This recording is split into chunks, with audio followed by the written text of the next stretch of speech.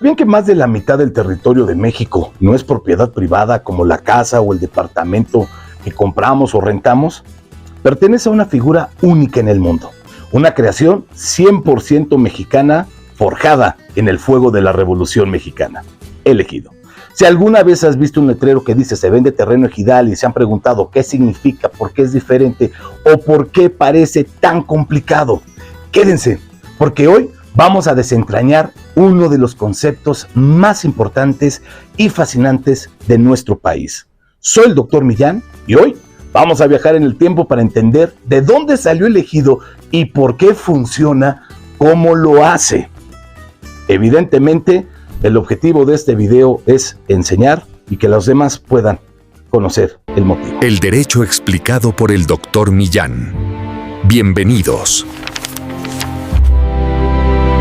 Para empezar, tenemos que irnos muy atrás, antes de la llegada de los españoles. Las culturas prehispánicas como la azteca no veían la tierra como una mercancía. La tierra pertenecía a la comunidad, al calpulli.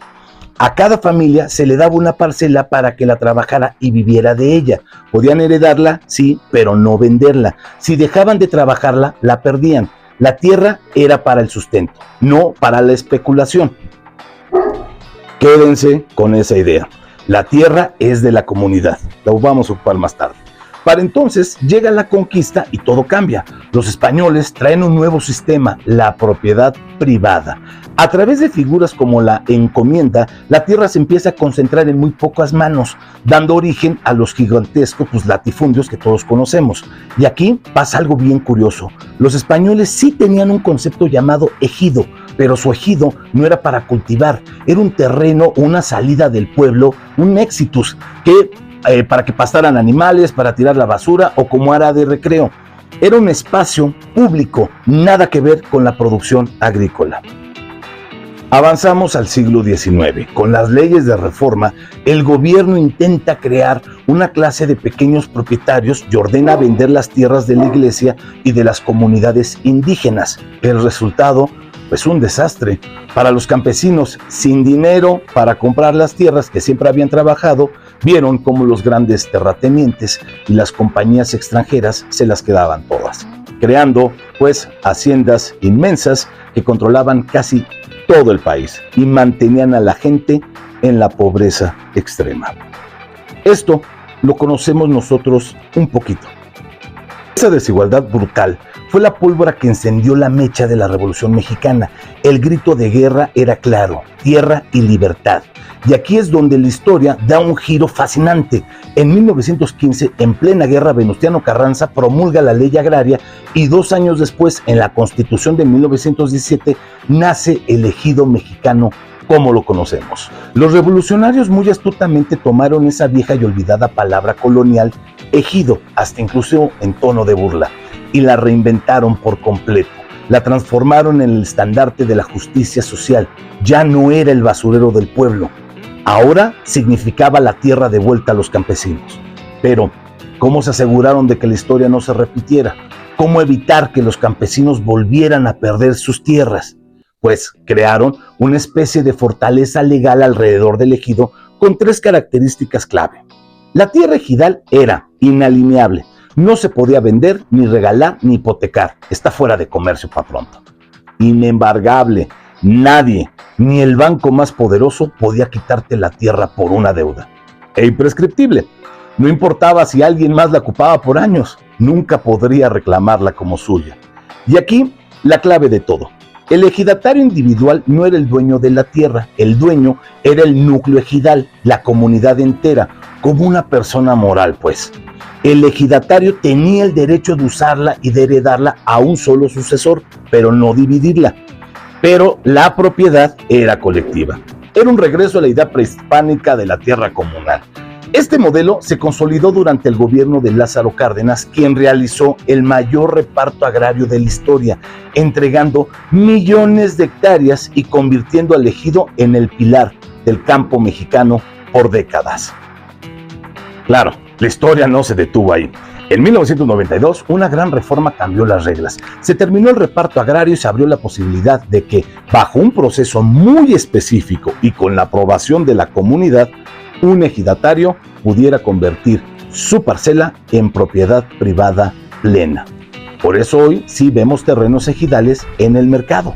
Pero ojo, yo me refiero a los que ya adoptaron el dominio pleno. Ahí ya las reglas del derecho civil aplican totalmente y el predio se puede subdividir porque está inscrito en el registro público de la propiedad. Si no está inscrito en el registro público de la propiedad y no tiene el dominio pleno, no se puede subdividir, insisto. La historia no termina aquí. Hoy, el ejido está en una encrucijada, enfrentando los mayores desafíos de nuestro tiempo. Por un lado, es la última frontera de la expansión urbana. Se estima que el 60% de la tierra que se necesita en las ciudades para crecer es ejidal. Esto genera una presión inmobiliaria enorme y con ella especulación y conflictos. Pero, por otro lado, muchos de estos ejidos son los guardianes de nuestros bosques, selvas y aguas. Se están convirtiendo en piezas claves para la conservación y el ecoturismo. ¿Qué creen que pesa más? ¿El desarrollo urbano o la conservación ambiental? Déjamelo saber en los comentarios, me interesa mucho. Y más allá de las leyes y la economía, está la gente. El campo mexicano envejece. La edad promedio de un ejidatario supera los 50 años. Esto nos lleva a preguntarnos, ¿quién trabajará la tierra en el futuro? Y al mismo tiempo, tenemos un empoderamiento femenino. Cada vez son más mujeres titulares de tierra, un fenómeno llamado feminización del campo. Y muchas familias se sostienen gracias a las remesas de quienes migraron a menudo para poder conservar esa misma tierra que dejaron atrás. Y después de toda esta historia, quizás se pregunten, ¿esto del ejido es algo exclusivo de México? La respuesta es fascinante, sí y no. El ejido, con ese nombre, con su origen revolucionario y con su marco legal tan específico, con su asamblea, su comisariado ejidal y su consejo de vigilancia, es una creación absolutamente mexicana. Es nuestra solución en nuestra historia. Sin embargo, la idea más amplia de propiedad comunal no lo es. Existen en muchas partes del mundo, en América Latina sobre todo, países como Bolivia, Perú o Colombia que reconocen territorios colectivos en sus pueblos indígenas. En Estados Unidos y en Europa existen los fideicomisos de tierras comunitarias. Cada uno tiene su propia historia y sus propias reglas, pero comparten este principio fundamental de que la tierra puede ser de una comunidad y no de un solo individuo. Ahora, seamos bien honestos, el ejido no es perfecto, su existencia es un tema de intenso debate.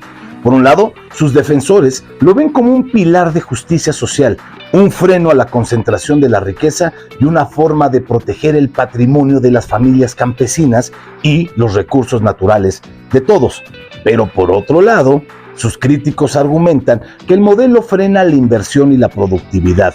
Dicen que la propiedad social genera incertidumbre legal, que la prohibición de dividir la parcela pues fomenta el minifundio improductivo y que la toma de decisiones en la asamblea de ejidatarios puede ser lenta, conflictiva e incluso corrupta, obstaculizando el desarrollo económico del campo.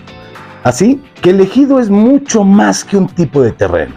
Es un símbolo de justicia, un motor del cambio, un guardián del medio ambiente y lo que es más importante, el corazón de la vida de millones de personas. Su historia es la historia de la justicia social que reclama el pueblo mexicano.